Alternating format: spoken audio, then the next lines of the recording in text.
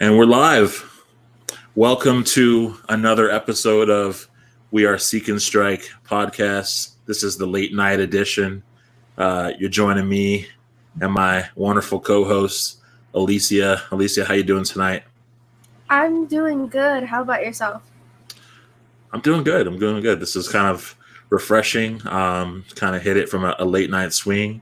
Of course, our other co-host, Josh Kaskinen, couldn't join us tonight. He is in the process of moving from Santa Fe to Los Alamos, but he is with us in spirit. And so we are just too excited about all of the news that's been coming out. But first, I did have a couple of announcements. As you guys know, it's Pride Month, and it's still Pride Month for a while. So definitely make sure that you didn't forget, right? Okay.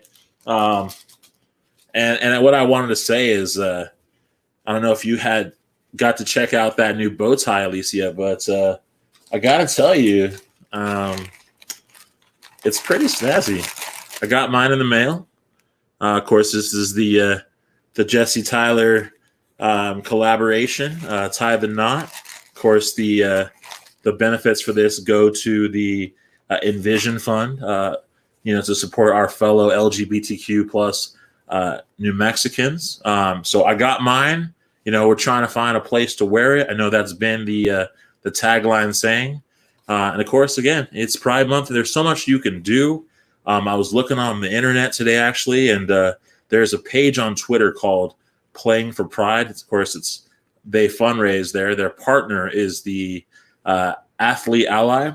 Their goal is ultimately to make sports inclusive for the LGBTS or LGBTS TGNC community. Okay, they are donating half of their proceeds this month to Audre Lorde Project. Okay, so they're ultimately doing that. There's more information on the internet.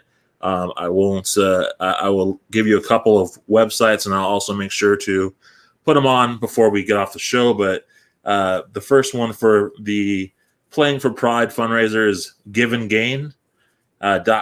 And then the other one for the Audre Lorde Project is alp.org. And we'll make sure we throw those up at the end as well as in the show notes. Are you going to get yourself a bow tie, Alicia? Actually, I did get one, but I'm planning to kind of like upcycle it in a sort of way to make it into a headband, since I can't really wear the bow tie. I mean, you could, but yeah, the bow tie is pretty rad too. Mm-hmm. I got the bow tie in the mail, and it's really, really nice, and I like how the little United shields are embroidered and they're not screen print. Yeah, they definitely went out. Guy with Jesse Tyler did it right, so really cool. And I don't know if you can see this, but I'm rocking this new United Against Racism shirt. Yeah, I'm actually gonna go pick up one tomorrow, since I usually get off work when the store closes. So I'm gonna go pick up one tomorrow, but the one I'm gonna pick up is the United for Justice or something like that. Okay. Yeah, that one. Okay, well then that way we can both rock one on a show. We're not matching, but we'll be complimentary. So this week I got a message from Chanel, and she was like, "Hey, we got something for you," and I was like, "Really?" And she's like, "Yeah." She's like, "Well, drop it off." And so it was like kind of done social distance style, like no contact. Like I opened my door and there's this shirt on my doorstep, and it was sent to me by the club.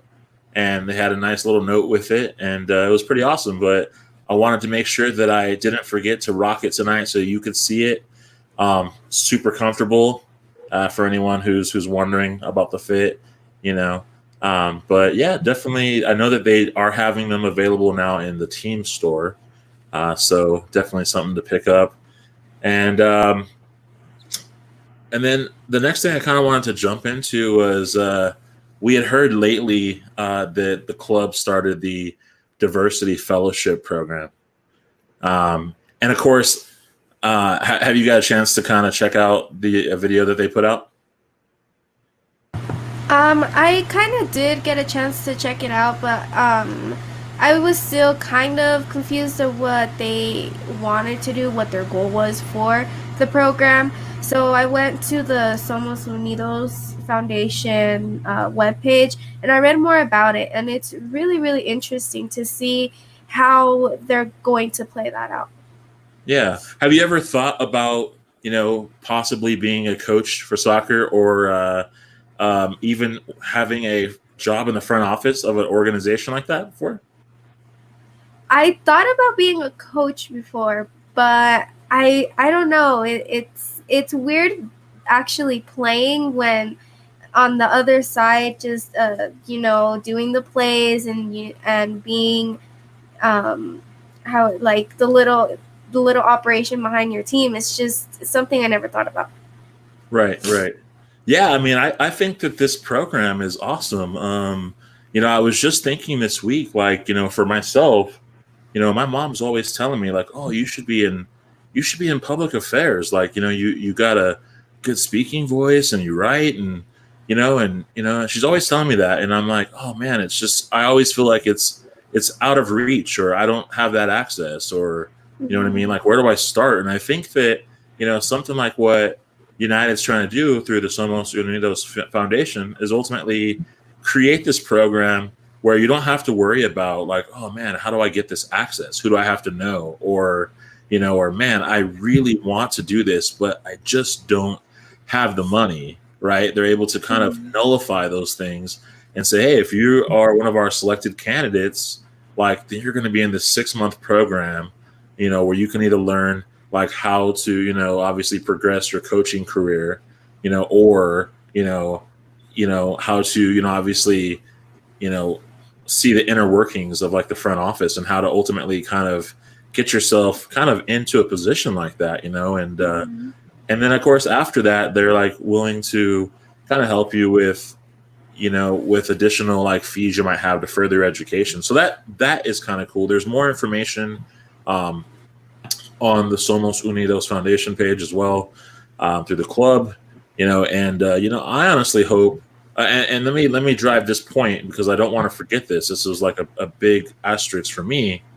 Was that they really do hope to see, like, more women and more people of color really kind of take on an opportunity like this, because this is typically not something that is available to these different like groups, and and they obviously have stated in their facts that the statistic is way low for women in coaching positions, or even front office, as well as persons of color, in coaching positions and or front office. And so, and I think it's definitely a good opportunity for those to check out. They're going to have more information in the coming months. I have to say, like, something like the front office stuff, like, man, that would be something I would be interested in personally, um, down the line, just because I think that it'd be great to kind of learn like organizational structure and ultimately, this is like when you look at front office, you're like, man, how much school did this person take, or how many different things did this person run? Like I think of like a Ron Patel, like how many organizations did he run? Like I'm 40. I don't know if I have as much time as Ron had to do all those things at this point to get to a position like that. So having some sort of a roundabout way like they're doing right here might be a good thing. So, if you're out there and you're kind of interested in something like that, hopefully this is encouraging to you. Check it out. Yeah, it's definitely interesting. What girl doesn't want to be the next Jill Alice for coaching? Right. You could be the next Troy Lesane. Shoot. Don't stop there. Take it on. And then I wanted to throw out this announcement for UNM Club Soccer. They have a post on their Instagram, which is at UNM Club Soccer, and they are looking for more players for their team. So they'll be doing essentially tryouts here soon. If you're interested in, playing some competitive club soccer, I know that they do play against other colleges. If you're a current Lobo or a future Lobo, definitely hit up Alex Hernandez. and they have the different guys on the club as well. So check that out. UNM Club Soccer. I know that there is a women's club soccer team as well, and they have a page that goes along with that profile. Check them out because you probably want to play soccer, right? So let's jump into our episode, Alicia. All right. So the USL's back, right? How do you feel about that? Kind of surprised with how things are going on in the world right now. I was excited at first, but then, the players and the USLPA, I believe, they had to come to an agreement, and I didn't know if that was going to happen. I was very iffy about it. When I heard that everything was a go, they gave the green light, I was like, okay, well, let's see how they're going to do this. And then they started coming out this week with the whole day by day, what they're going to do. And we're going to get into it, but what really shocked me was the way they did the groups. I'm not a big fan of it. Okay, so tell me, what aren't you a fan of regarding the group alignments?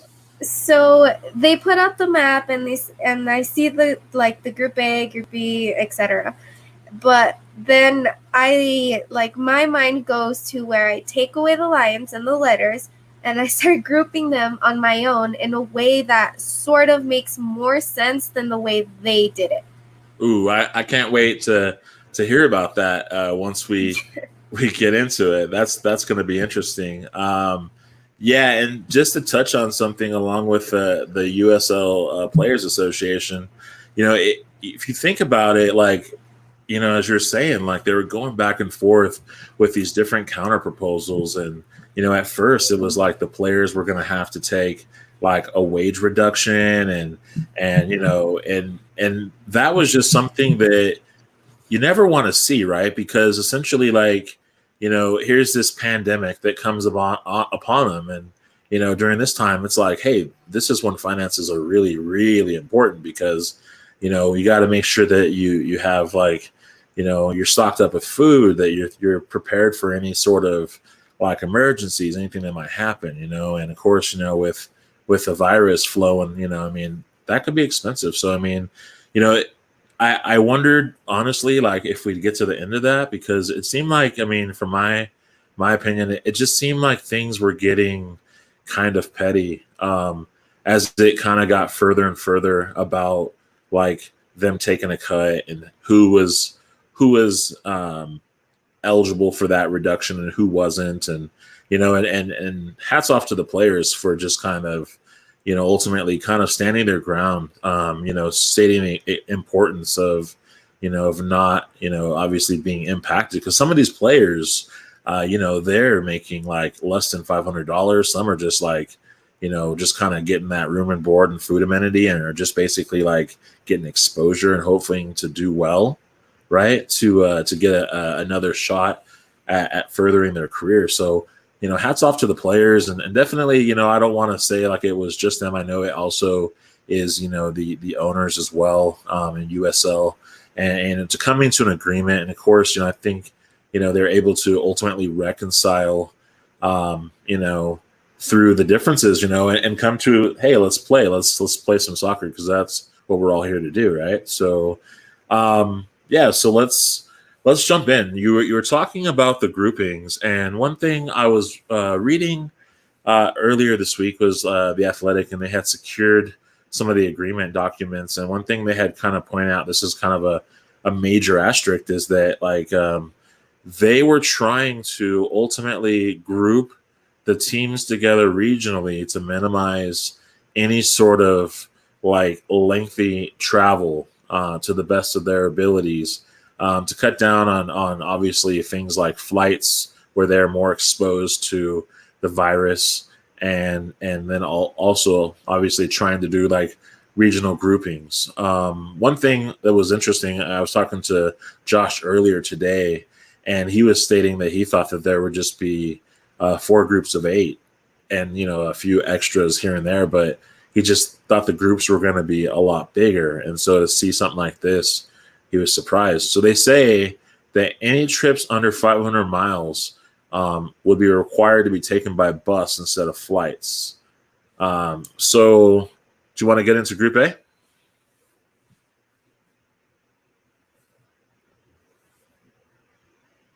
Oh, sure. Sorry.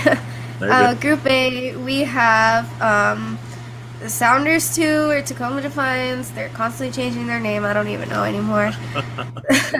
The Portland Timbers 2, Sacramento, and Reno. Okay, so so Group A. We saw so many different maps going around, like obviously leading up to it. What are you thinking about this particular grouping of teams? To me it seems obvious, but go ahead. The Sounders just don't have a chance. Yeah, it doesn't seem like a very strong bracket, right? No. You've got Timbers 2, which we know, most of the time they're a team that's there to kind of develop players, get players more minutes that aren't playing on the first team. I'm interested to see kind of what their roster will look like, just with, obviously the MLS being over in Orlando, right? So, to me, and I don't know this, I need to look this up, but, will there be any players going from first team to that team? Will there be any of that through this particular season, or will that not be permitted just because, you're talking like a flight from Orlando to, where they're at in Portland, you know what I'm saying? And, and that's kind of a question I have. But really, like, it looks like, we know Defiance too. Defiance, again, it's a young roster. Last year they obviously didn't really do much. But then you got Reno and Sacramento. Yeah, I think in that group, it's going to come down neck to neck between them. I see them as the two strongest teams in Group A, where I don't know who would take Group A. I have a gut feeling it's going to be Reno. Okay. And so we'll get into like more of the structuring, but I do know, and I can say this, as we're going through this, the top two teams of every group will advance to the playoffs. So you're feeling like Reno will probably be the first team in the A group? Yeah, I have a feeling. Okay. Yeah, I definitely think it's safe to say that I feel the same way with you. I do feel that Reno and Sacramento will be the two teams to advance. The notable fact there is in regards to the trips, because I was looking at like kind of some of the mileage distances, because you got to think like things that are over 500 miles, they're going to have to fly. And so it's like now, and you don't want to see this, but it's like, if I'm running a club, I'm thinking, man, how can I keep my players from being exposed to this pandemic, right? Because go ahead. It's sort of impossible because it's hard because, like how you were saying earlier, like are the two teams, are they gonna bring down players from the one team? Well, if that player is with that one team and then they come down to the other team, they're mixing, and that's what I think that they're trying to avoid. And I don't think they're going to bring down players, because if you're mixing, you're sort of like infecting the other players, and it's just sort of impossible to keep everybody safe. Like, if you're gonna get it, you're probably gonna get it, considering how Phoenix Rising just got 4 positive cases, and who knows who they were around. It could be more now, since the whole team is probably getting tested. Yeah, well, and they were definitely saying in that paperwork, and that I was reading, and I retweeted it. They were sharing like some of the details about what happens if a player, obviously tests positive for it. So they have to be isolated, and as long as they don't show any symptoms after the was it's they have to be they have to be isolated. They have to go the 10 days, not show any symptoms, and be Mhm. asymptomatic after 3 days. It comes down to like the 14-day quarantine is what it looks like, but Mhm. basically, then they still have to be tested by the physician to determine that they're clear. Now, keep in mind they're doing these tests like every couple of weeks. Bless you, every couple of Thank you. weeks, and and they have to be tested like up to 3 days prior to any match. So that's crazy. So I mean, again, like I don't go to the hospital a lot, right? But I'd imagine Mhm. to be doing these tests so often, and you never really had to kind of get these sort of tests before, and I wonder how the body reacts to things like that. Yeah.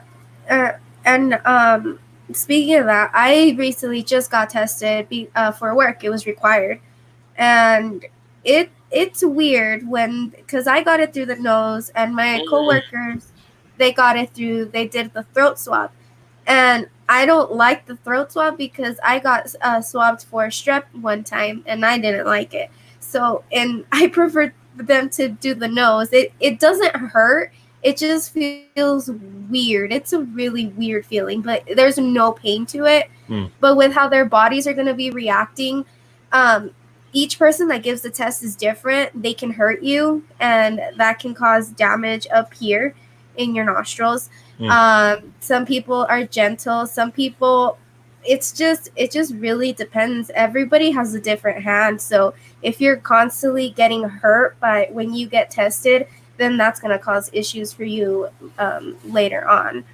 And what was the other thing that you said? Mm. I couldn't remember. Uh, okay, well, yeah, the testing was the main Mm-hmm. thing. The testing, yeah, no, it's gonna get difficult, and I know they're gonna get frustrated, but it's better to be safe than sorry. But if you get tested like today, you could contract the virus tomorrow or the day after. So, I mean, I don't know. Yeah, and to the other point you're making, you're probably right that they probably would not be sending players between the first and the second team, just because of the fact that they would have to isolate those players every single time, and Mm-hmm. that would just take time. That would defeat the purpose because most of the time, in regular circumstances, they're sending a player across, and he's typically playing like the very next day or so. So you know, so I'm pretty sure you're probably correct that they wouldn't be sending players between, but I definitely will kind of research that because I think that's going to be something that's going to be helpful for us to think about. We're not we may not really see it as much unless Real Monarch as we get into Group C after Group B. We'll talk about it, but the thing I was going to say is that in Group A, it's highlighted that the trips that are over 500 miles, where teams are going to have to travel by plane, Reno to Tacoma, Sacramento to Tacoma, and like Portland to Reno and Portland to Sacramento. Bless you. And Thank so you. I mean, those matches are going to obviously be further. They're closer to each other, So I'd wonder um, if they will do anything alternatively than catch a plane. Like if they will just still try to bus it, but maybe they just have to drive through the night or leave earlier. Like you kind of wonder what decisions front office and technical staff will make. That's gonna be hard on them traveling, like not by plane, because by plane you get there like an hour and a half, and by car it's gonna be tough on their legs, especially they're gonna be so tired. Oh yeah, you're definitely right on that. I mean, you know, so going into Group B, and this is where this grouping will take advantage of the 500 miles or less. Los Dos, Orange County, San Diego Loyal, Las Vegas Lights, and Phoenix Rising. The first thing I want to say is I am really surprised that Phoenix Rising is in this grouping. Mhm. I did not think that they were going to be in this grouping. Initially, that was my thought. My second thought was, okay, well, you know what? That's probably better because, if they're saying the top two teams advance, we know that there's at least three teams in that bracket, two that we know that are playoff caliber, and one that might be also, right? I mean, Phoenix and Orange County, we know that those two teams have been very thriving in previous postseasons, and then San Diego is currently showing they're showing that thing that New Mexico did, if you remember, like, early last season, like peaking kind of early. And I know it's only been two matches, but that they're still showing that. It's still it's too early for that, if you will, for a new team anyways. But they don't have any trips in that group that are over 500 miles. So it'll just be bus rides through everything. Yeah, I was surprised to see Phoenix in there. I honestly thought they were going to be part of our group, considering the drive. It's only like 6 hours from here to Phoenix, and it's a little bit weird. See right there, I would have cut it off at Los Dos, Orange County, Loyal, and Las Vegas Lights, and would have grouped Phoenix with Group C. Okay, and so let's jump into Group C, right? So Group C is Colorado Switchbacks, Real Monarchs, of course, New Mexico United, and El Paso. What was your take when that group was announced? Like, what was your reaction to that? I was still kind of happy that we still, have Locomotive, our rival, to play against. But one thing that is going to be mentioned is the Four Corners Cup is a no-go anymore. Right. Yeah. Oh, go ahead. Sorry. No, you're good. You're good. You're right. I mean, the Four Corners Cup is a no-go. I mean, and to that fact, the Copa Califas, which is the California teams, is also a no-go as well. And so my question to you is, I mean, do you think that the league should have maybe factored in how they could still maybe do like a cup run? I mean, even if it was just like, hey, you can work with like 3 extra matches.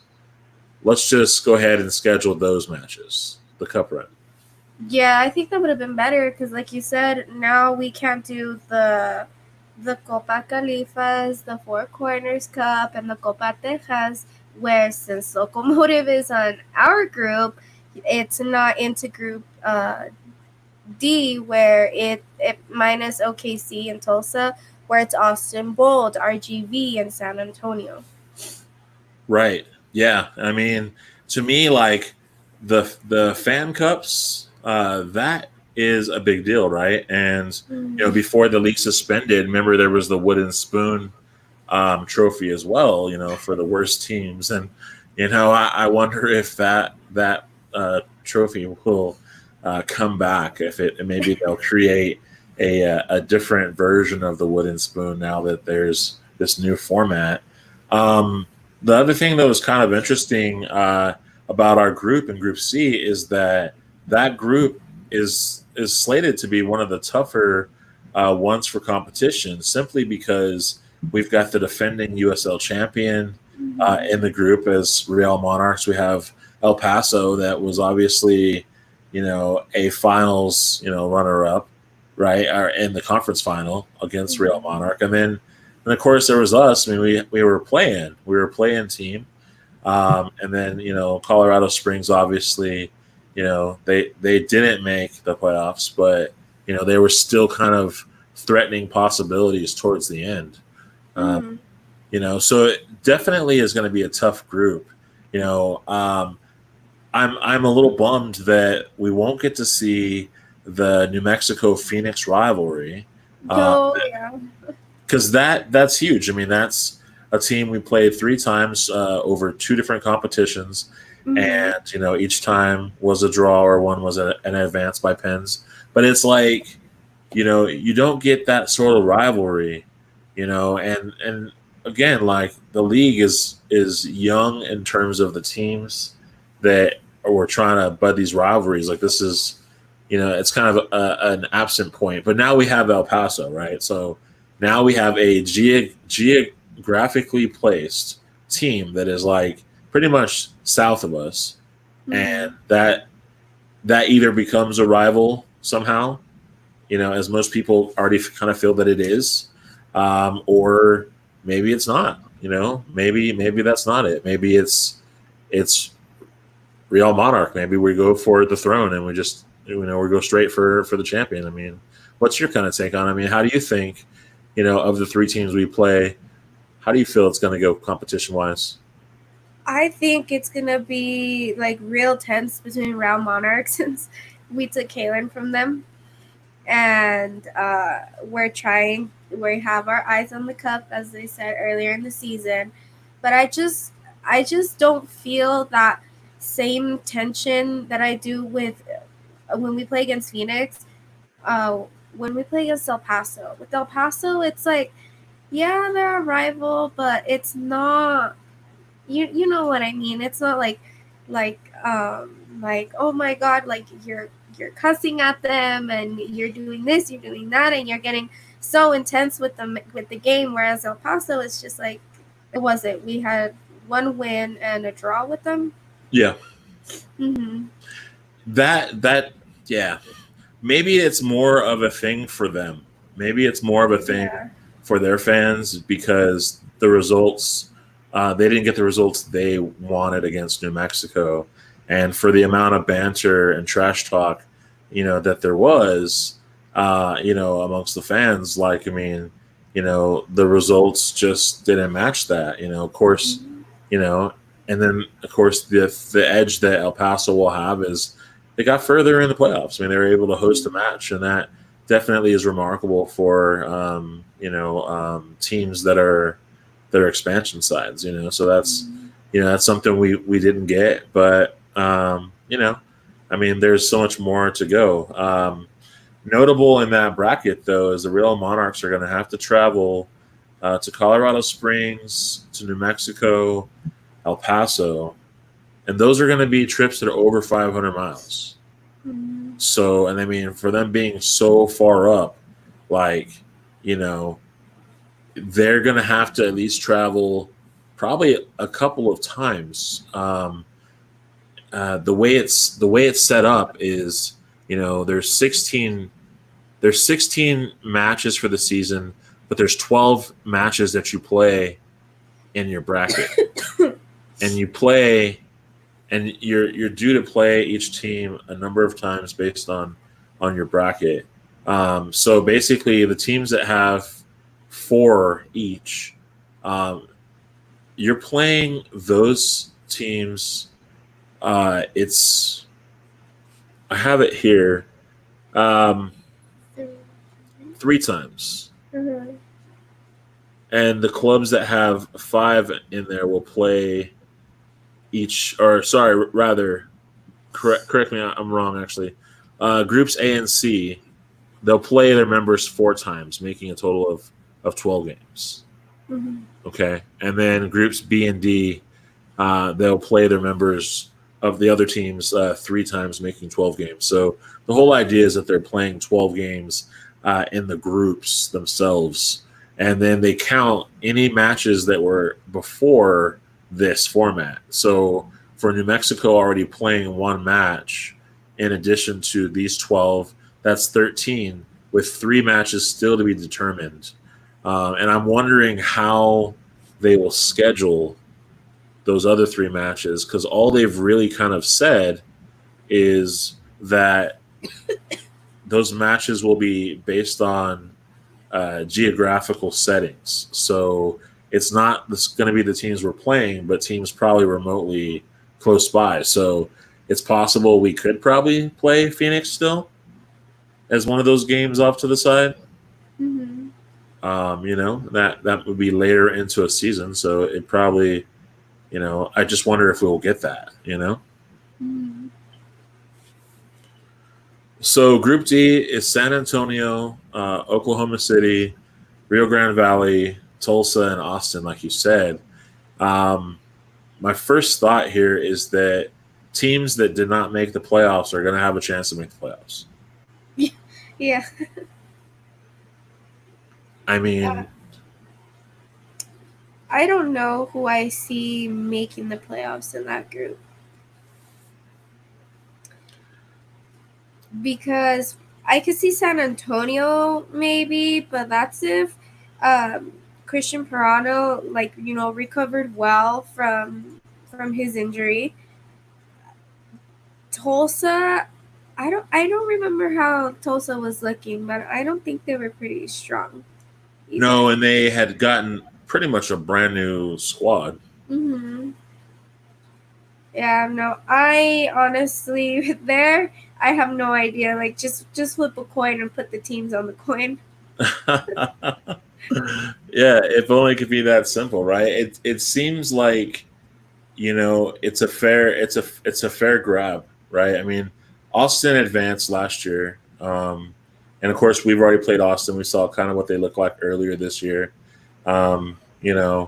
It was one match. I don't really know. You can't really kind of figure out someone's form, and that's another thing. Let's talk about that for a minute. Like, on this is that it's so easy to go off of like the squads from last year, and for the most part, I think some teams did retain most of those players. So you get like an idea, like, okay, Phoenix obviously brought forth a good amount of their players. They brought in some newer ones. So you could say, okay, well, their form, once they get in form, like they could be very dangerous, because we already saw what they could do. But some of these other teams, it's like they're so new, or they don't have certain players. I mean, I honestly think that some folks will question the form for New Mexico because they don't have Santimore, because they don't have Kevon Frater. That's gonna probably come up in people's minds. Because they haven't seen Sammy Sergi, or they're not maybe familiar with Romeo Parks's efforts. You know what I mean, or even Mondo. So it's like it's okay to be fresh in the minds, but I mean, last year when we talked to Troy, he was saying that it takes them about 10 matches to kind of feel out the team, to know kind of like where it's going, and in his second year in a much like truncated season, not even he is going to be able to really look at it that way. Even he's going to have to modify his magic number. Yeah, and it's not even the teams losing players. Las Vegas Lights just had their coach fired, so you don't know how that's going to play out either. Right, exactly. How does that play out? I mean, you have to get in a new coach, a new philosophy. Mm-hmm. I mean, you have an owner who is all about the entertainment, the glitter on the ground, and cash drops, and hey, you got to bring in a guy to try to win some games, and try to get a bid for MLS if that's still something. So it's kind of like, I think it's just gonna be really interesting. So like, did you expect this sort of thing for the season, or did you think it was going to be like the full? Was it like 34 games? Well, I I didn't expect groups, but I expected,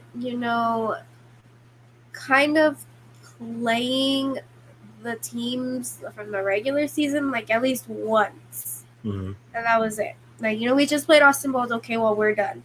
And then, like, it's now the next team and the next team after that. I just never really expected, like group style, like, how, like, the World Cup does it for qualifiers. Right.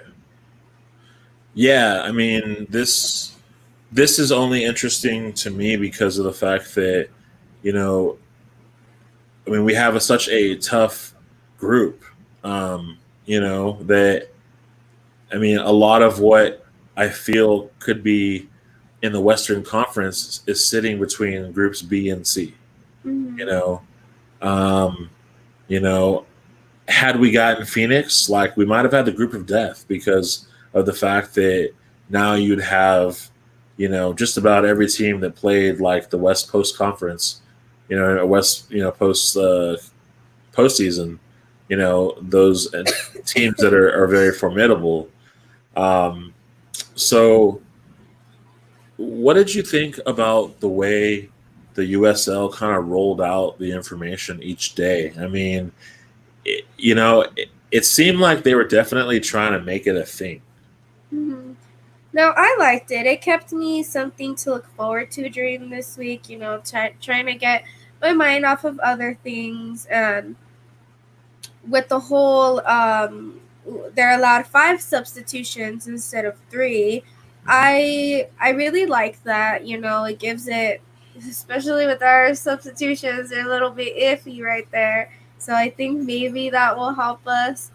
I can't remember the other ones besides like the groups and the substitutions.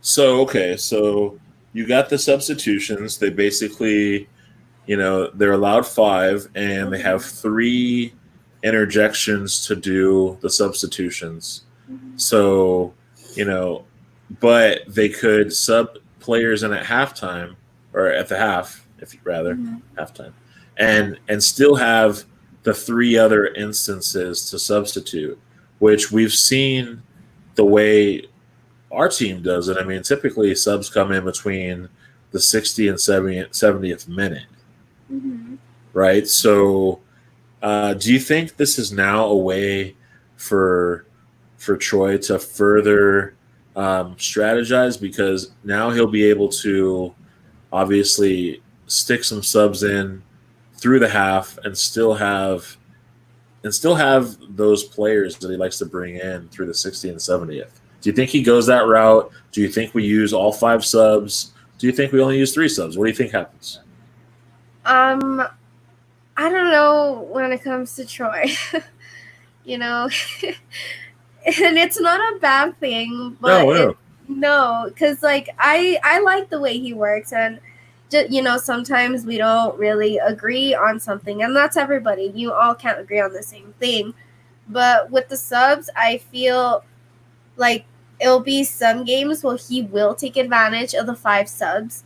But, in those neck-to-neck games, like, for example, if we're really tight with Real Monarchs, I have a feeling that he's going to really focus on who to take out or a sub when it's needed, because those are very crucial games if he truly wants to make it farther than we did last year in the playoffs. And he really has to think through what substitutions are right, because the substitutions that we saw in Austin Bolt, I know I wasn't happy. I know other people weren't happy. He just really needs to think it through as if he only had 3 subs. Right. Yeah, it's definitely going to be a challenge because you're allotted 2 more players, and sometimes, he may not have used all 3, or, again, he's just got more. He's got different options, right? So it will be interesting to see ultimately who he chooses, how he utilizes them. I thought it was interesting that there would be 5. Okay, so then going into something else, right? So again, we talked, just so I can kind of recap it a little bit. We talked about regular season, groups A and C. They'll play their teams 4 times each, making 12 games. Groups B and D will play the members 3 times, each making 12 games. The games played prior will count towards the 16 games. So, United lost, so we're already kind of down in the mix, so to say, as far as the overall points are concerned. Whereas the San Diego has won 2, so they're like obviously sitting, at the top of the table. Mhm. Okay. They say remaining games will obviously fall into close proximity, geographically stated. So we're still waiting to see where 3 of the matches are going to be. We don't know the schedule yet. So obviously, I'm guessing the schedule comes out, bless you, next Thank week. you. That'd be my guess. And I think they probably still have to figure it out at this point. I don't think it will come out next week. It'll probably be the following week. You think so? Yeah, I think they still have so much to figure out. And I know it's going to be like closed door and this and that, but you really have to take account for it's not only just going to be like the players playing. You need other people there to fully operate what is going on inside.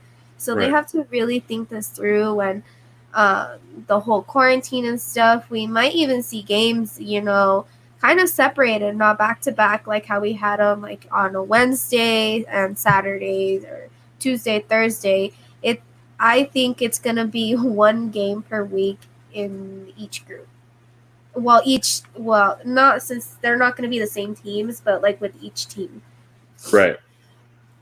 Yeah, I mean, also keep into consideration that the 4th of July is around the corner. So, I mean, they probably, USL has a schedule, and they have some different initiatives that they probably be trying to drop out. So, unless, they're trying to stoke the fans through next week, then you're probably right that it's just peaking just right after that. But, that means that there'd be a quick turnaround to be like, all right, the first games are either the 12th or 11th or 12th of July. So that's good.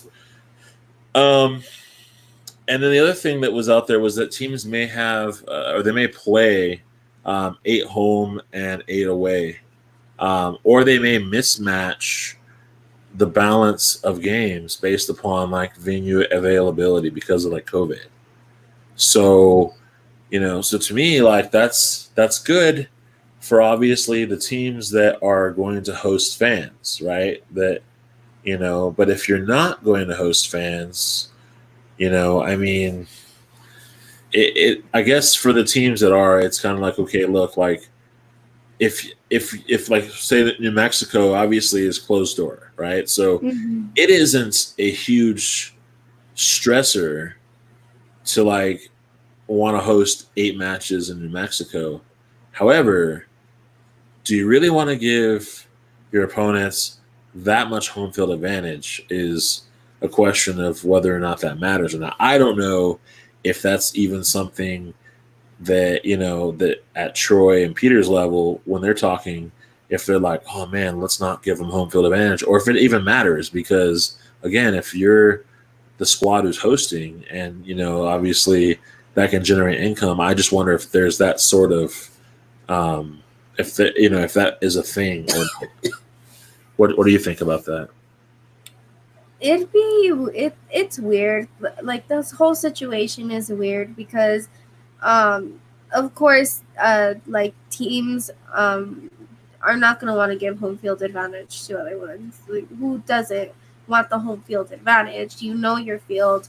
It's where you do your warm-ups, and you probably even play a game or two before, so you can get to know it better. If like kind of like last year, since we were inaugural, they probably played a couple games there just to get a feel of it. And it's just I don't think they're gonna want to give the home field advantage to opponents because it's giving them the advantage of the game, where like for Real Monarchs, they have turf, and where they play, it's hot, and if it was me, I wouldn't want to play on turf. But then there's other people who say that they don't want to play on a baseball field.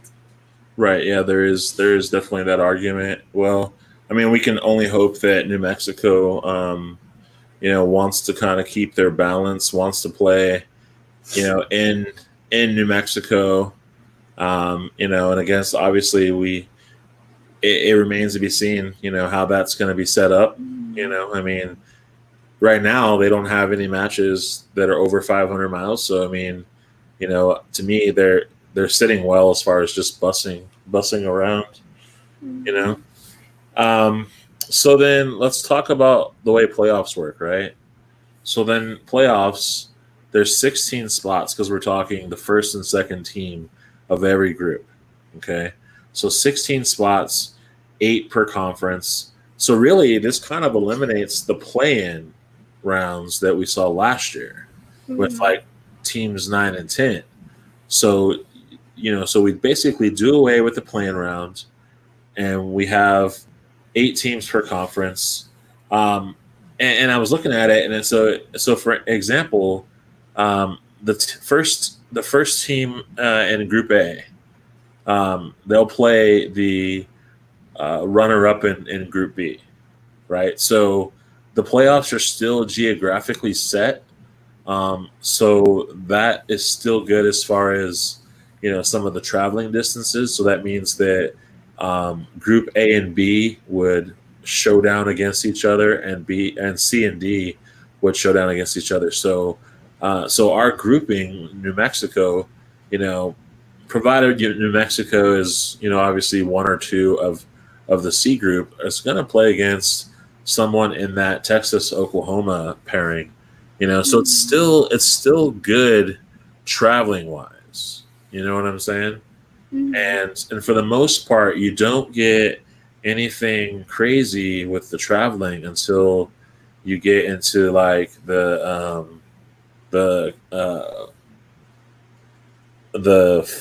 finals. Yeah, that's where it's gonna be. Well, then again, it won't be weird because if it's just like the final versus the East and the West, because since that game is just so far apart, they can easily, quarantine before and quarantine after because it's just one game they have to worry about. Right, exactly. Yeah, so and the semifinals, what I thought could be interesting possibilities is you take Group B, right? Group B is pretty strong. You got Phoenix, you got Orange County, you got San Diego. So let's just say, for example, you got Phoenix and you got Orange County, right? So you got those 2 squads.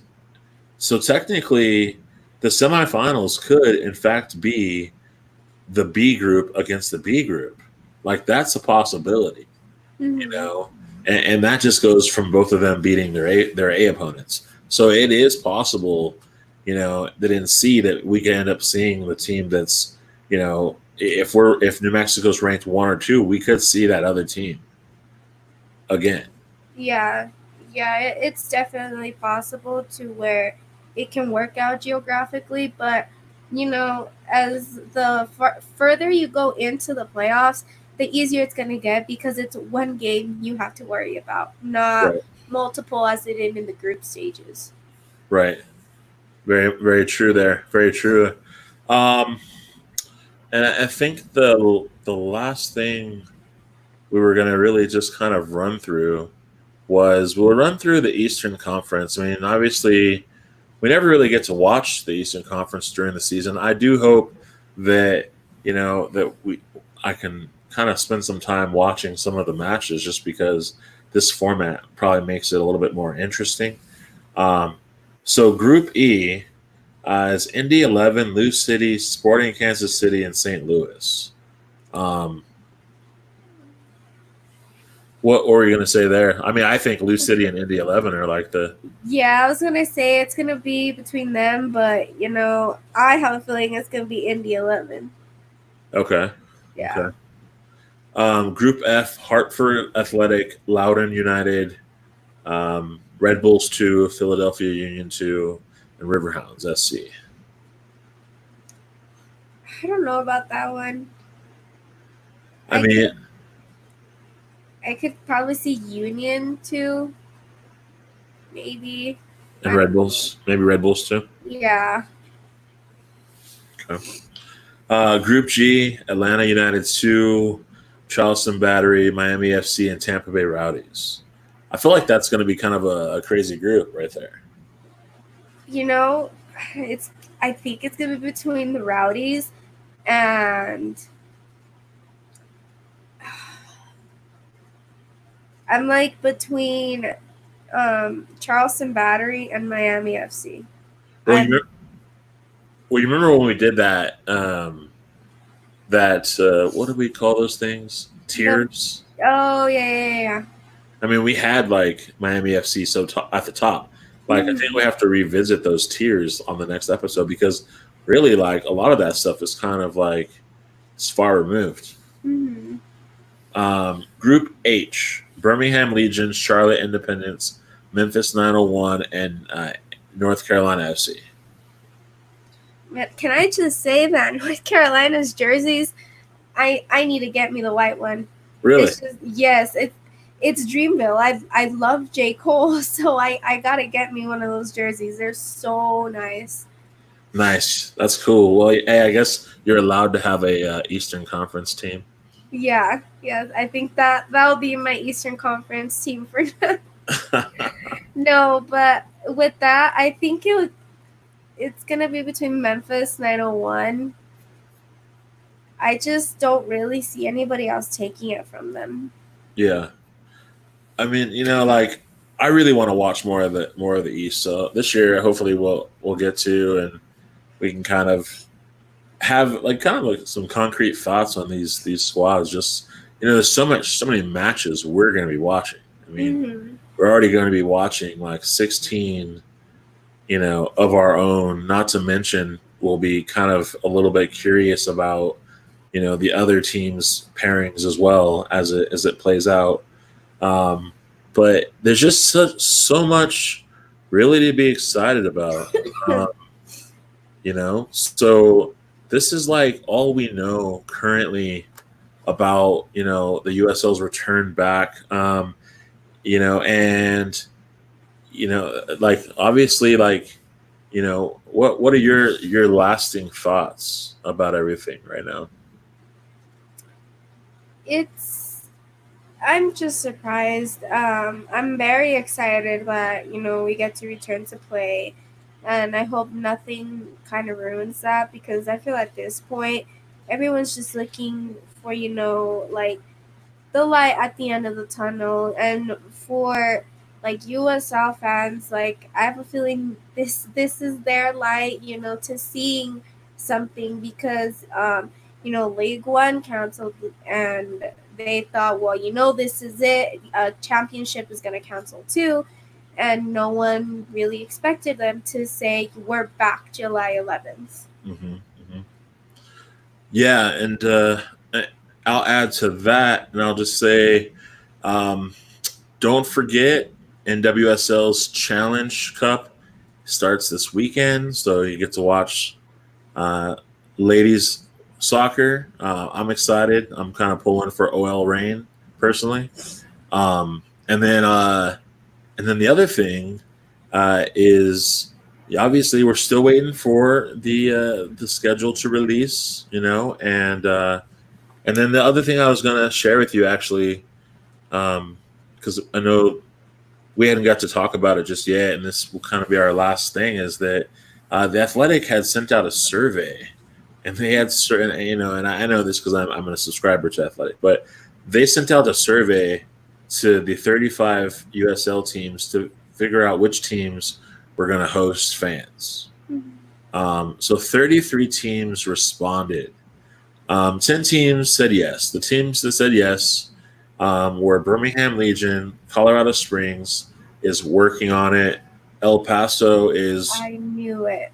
El Paso is working on it. Indy 11 is a yes. Louisville City is up to 50% of their capacity. Memphis 901 is a yes. Okay, OKC Energy is planning on allowing some fans to attend. Rio Grande Valley will allow fans up to 25% of capacity. St. Louis FC will allow fans up to 50% of capacity. And then FC Tulsa is also a yes. And for the no, 4 teams. So Las Vegas Lights, Miami FC, New Mexico United, and Real Monarchs, who put that could change.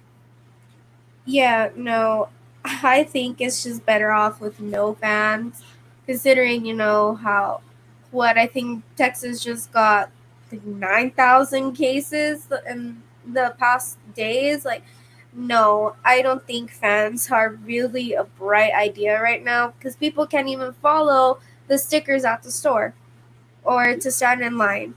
It's just, I think everyone should just say no.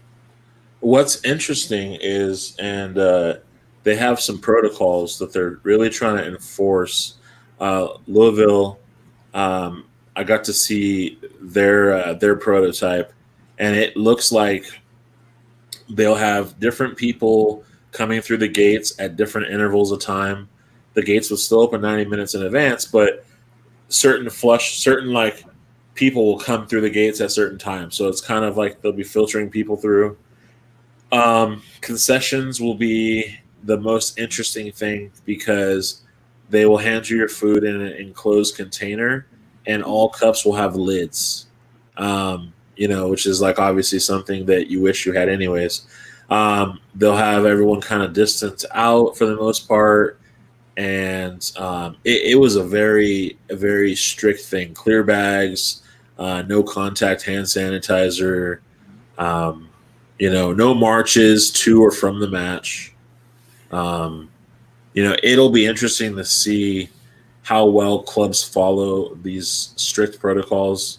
But that will obviously be a hot topic, I'm sure, to follow. Yeah.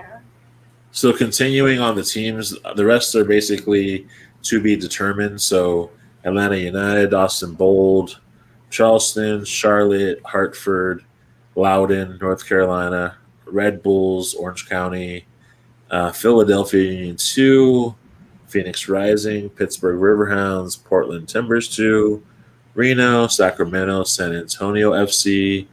San Diego Loyal said not at the moment, but they plan to host fans at their matches as soon as they get the approval from local and state health authorities. Sporting Kansas City 2 and Tampa Bay Rowdies 2 are all still be determined. And then, of course, who didn't reply is LA Galaxy 2 and Tacoma Defiance, a.k.a. Sounders 2. It's not like they have fans, so. Right on. Well, Alicia, it's been fun kind of chatting this up with you. I'm excited to see, what comes next. And of course, I'm wanting to see like what our abilities are going to be as podcasting and writing articles, whether we're going to be able to see some of these things in person or what that's going to look like. I guess more details to come on that. Where can folks find you on the internet? You can find me on Twitter and Instagram under @exclusive_Alicia. It's on my little tag there. And on Facebook, you can find me under Alicia Arias. And just a little shout out to my fellow Reds out there with Liverpool crowned as champions. I have something just for you, Liverpool fans. I hope you. It better not be the asterisks. I hope you enjoy it. Really, I do. I do. But before that, let me just reiterate again. If you're wanting to check out Playing for Pride, their page, The site is giveandgain.com. Definitely check that out. I will tell you that on Twitter, if you go on Playing for Pride or Athlete Ally, some different players are basically they're like raffling off merchandise, like their shirts or their kits, um, gloves, cleats, whatever it be. Um, because if you donated, you're able to basically send them like a picture of your donation, and they will put your name in a drawing. So there are a lot of athletes on there that are really trying to support that cause. So definitely, if you're going to donate, check out Athlete Ally because, like I said, there's a lot of cool things going on with that. And then again, they're donating half of their proceeds to, or half of their donations to, the Audre Lorde Project. And again, that website is alp.org. Definitely check it out. Let's all learn how we can be allies during Pride Month as well. And lastly, for all of you Liverpool fans, I just want to say congrats. Oh my goodness. I just want to say congrats, okay? Like, you know, and and enjoy that asterisk, because that right there, that is not a star, that is an asterisk. That is yours. You earned it this year. So, anyways, you can find me on Twitter and Instagram under the handle by Chris Walker. Love to add new people and have conversations about the podcast we're talking about. We'd love to get new ideas for topics or features, things that you want to hear. So thanks for joining us this week for We Are Seek and Strike podcast, episode 15. We'll let this video kind of circulate a couple of days, and then I'll be uploading the last two plus this one as well to our iTunes and Spotify as well, so you can listen to it as you go. If you're on YouTube, consider subscribing so that you never miss the next one, and set reminders for future, bless you. Thank you, sorry. No, you're good, for future episodes. And if you're on Facebook, give us a like so that way our different posts will reach you. Again, thanks for joining us, and we'll see you next week. Bye-bye.